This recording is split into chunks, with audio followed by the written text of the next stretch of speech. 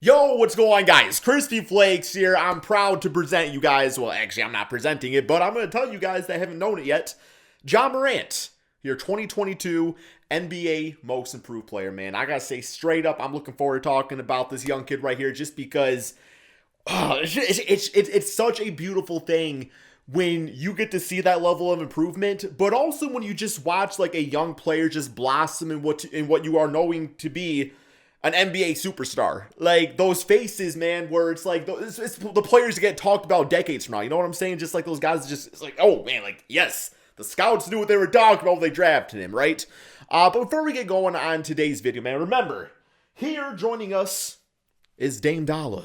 Dame Dollar remains right here, man. Dame Dollar is a loyal NBA player, but he needs a team, and you guys can help him do that. For every 10,000 subscribers we have on this channel, we are going to be adding one player to Dame's lineup, creating him the dream team. So at 280,000 subscribers, man, yeah, we get a teammate up in here, man. So yes, okay. So, Ja Morant. You know what? Before we get going on Ja Morant, I want to know in the comment section below, I guess for one, do you think Josh should have got the award? But also, two, what is your personal definition of improvement? Because I will say, the overall, we've got advertisement flip here. What's that, man? Okay, but yes, I will say, like, overall, people are saying things like, for one, should Ja Morant be considered a most improved player where he's a number 2 pick, probably number 2 pick in the draft, because don't we expect those players to get this good? And I kind of see that side of it, but I will say overall, like, Ja Morant is not like the first like top player to get a most improved player award, man. He just really isn't, straight up. Another argument that I've been hearing overall is that people said that Ja Morant was already pretty good. Like his number, like if you look at his numbers last season, let me pull them up real quick here. There is my cell phone here, man. Yeah, I remember. Here we go. Yeah, so this season, Ja Morant, 27 points, 6 rebounds, 7 assists. Last season, about 19 points, 4 rebounds, 7 assists. So I mean, like, going from being a 19 point per game scorer to a 27 point per game scorer might not sound like a leap, but it's a lot bigger of a leap than you think, man. Like, I will say, like, there's a lot of guys out there that could average 18-9 points per game, man. Like, go look down the list, like, you'll see tons of them. But I think when it comes down to it, though, like, even beyond Ja Morant's impact as a basketball player, just his overall willingness to take on that leadership role and just be like that voice in the locker room and just the guy that gets everybody going. I mean, while I will say that Taylor Jenkins is a great head coach, and I really think this proves that Ja Morant can be in the game or not in the game, and the team's still having success. I still think that guys like Ja Morant, even when they don't play, just that voice in the locker room and being able to be that player's coach at times, like, that's something that doesn't really get talked about. I mean, I know these awards are all about what you do on the basketball court, but there's just so much that comes to overall improvement, man. The extra hours in the gym and just, like, looking at game footage and all that good stuff out there, right? So, yes, I would say overall, though, when I think of improvement, do I disagree with those statements? Do I disagree that a jump from 19 to 27, like, I think that's pretty damn improved, man. Or do I look at it more like, I don't know, I would say a prime example would be Jordan Poole. Like, Jordan Poole is a player that I think going into his rookie season, he was shooting atrociously, man. Like, you might as well just take this ball right here. Hey, can say goodbye to that forever. You can take this ball right here, man, and literally turn it into a brick. That's what Jordan Poole was, man, to start things off there. But, he got things going, and people are calling them the Splash family. The Splash Trio, whatever you want to say. Do you know how good and how improved as a basketball player you have to be to start getting compared? Let me grab a chair here, man. I want to take a seat. People say whenever I sit down, it looks like I haven't actually sat down, man. The stool is perfect for me. But do you really know how much, like, of a great basketball player you have to be to get put into the Splash Bros nickname? It's not just happening to anybody, man.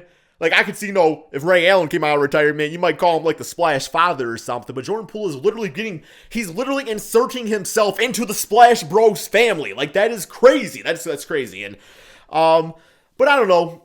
I look at the most improved player, and I don't try to put rhyme or reason to it. I don't try to think about it in the same terms every single year, because that's not how NBA fans are. That's not how the voters are.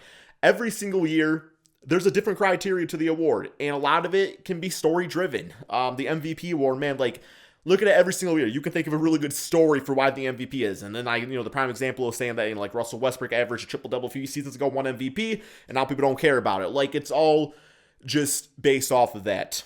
But yeah, I will say, Ja Morant, where do I see him going in the future, man? Like how do you improve from most improved? Because wasn't it? Oh, was it Julius Randle? Julius Randle won most improved player last year, didn't he? I could be wrong about that, but I'm pretty sure Julius Randle did. And he had like this peak to get that award, or I don't know if it's a really good season. Still a good example if he didn't win it, but I don't remember. Smoking that green, man. Bleed green tonight. Go Celtics, baby. But yeah, so that's with the memory a little bit. But no, like Julius Randle had such like a high peak, and then this season he just like couldn't do that, and he was viewed upon as not as good a player. And there's same old Julius Randle, where I don't think that's gonna happen to Ja Morant. I still think there is a lot of room to improve on his game. Obviously taking to the basket, he led all guards in the points in the paint scoring.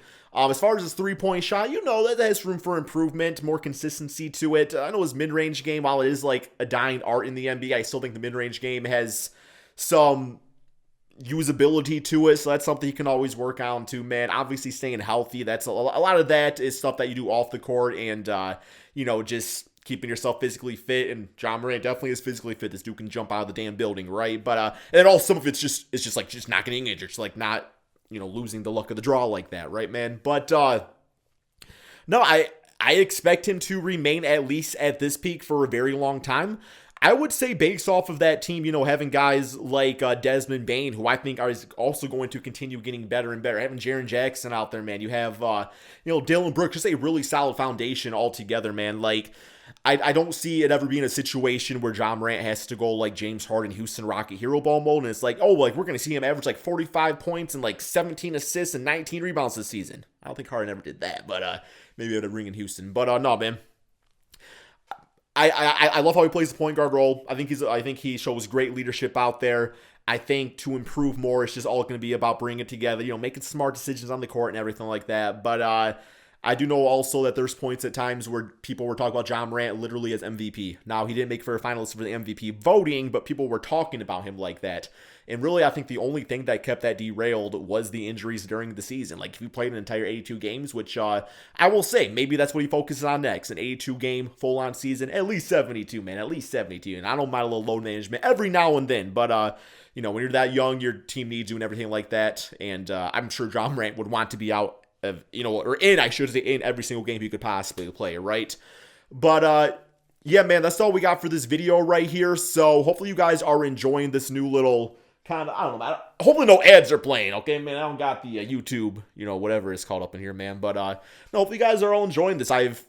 This is my second one filming. I'm trying to improve a little bit more each episode that I do. So it's important you guys leave that like, subscribe if you're new to the channel. Greatly appreciate it, man. Like literally just doing those small likes, even leaving like a little comment in the comment section below does so much to help, not only motivate myself and give me confidence within myself to be able to like pull off this show thing that I want to be doing. But also it just kind of helps overall too, man. So that's all we got for this video.